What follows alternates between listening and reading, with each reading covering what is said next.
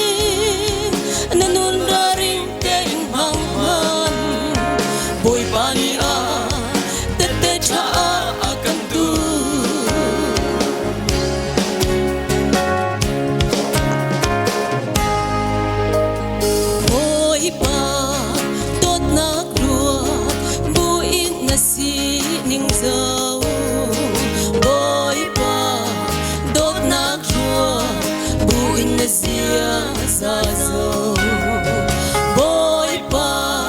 đốt na khua buin na khua sắc dâu ai say là gió in ruột ngọt hồi đốt na chặt lại lâu boy pa đốt na khua bu tê hồi đốt na nút na măng man boy pa đốt na khua bu tê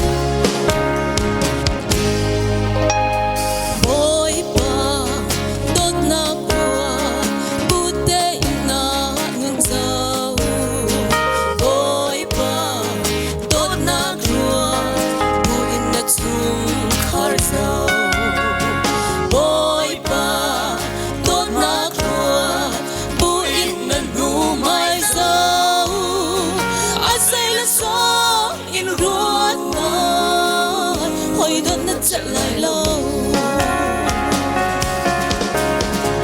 boy pa đốt na ruột bu tê hồi đốt na nút na băng man boy pa đốt na ruột bu tê na nút ra ring tê băng man boy pa ni a tê tê cha akan tu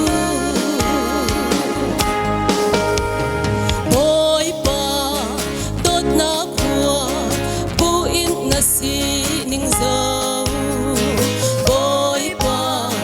đốt na khua buin na khua sa dâu boy pa đốt na khua buin na khua sa dâu ai say là gió in ruột ngọt hồi đốt na chặt lại lâu